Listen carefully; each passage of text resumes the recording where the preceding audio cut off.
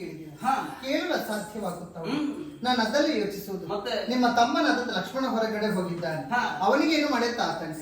ಆದ ಕಾರಣ ಹೇಳುತ್ತಾ ಇದ್ದೀನಿ, ನನ್ನನ್ನು ಬಿಟ್ಟು ಹೋಗಬೇಡಿ ಸ್ವಾಮಿ, ಅಂಜಿಕೆ ಆಗುವುದು. ಅಂಜಬೇಡ.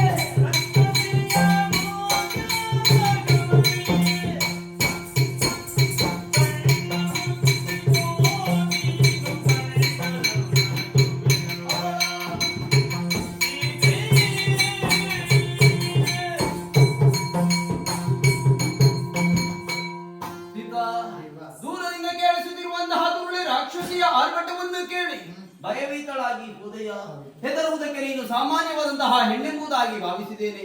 ಮಿಥಿಲ ರಾಜ್ಯವನ್ನಾಳುವಂತಹ ಜನಕರಾಯನ ಸುಕುಮಾರಿ ಕ್ಷತ್ರಿಯ ಕನ್ಯೆ ನೀನೆ ಈ ಸಂದರ್ಭದಲ್ಲಿ ಭಯಗೊಂಡೆ ಅಂತಾದ್ರೆ ಉಳಿದ ನಾರಿಯರ ಪಾಡೆ. ಆಕೆ ಕಣ್ಣ ಮುಂದೆ ಬಂದು ನಿಂತ್ರೆ ಏನು ಮಾಡುದು ಸ್ವಾಮಿ? ಯೋಚನೆ ಮಾಡಬೇಡ.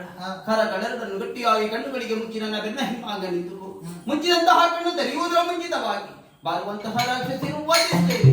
ಲೋಕಕ್ಕೆ ಶಾಂತಿಯ ಕರುಣಿಸ್ತೇನೆ. ಧೈರ್ಯವನ್ನು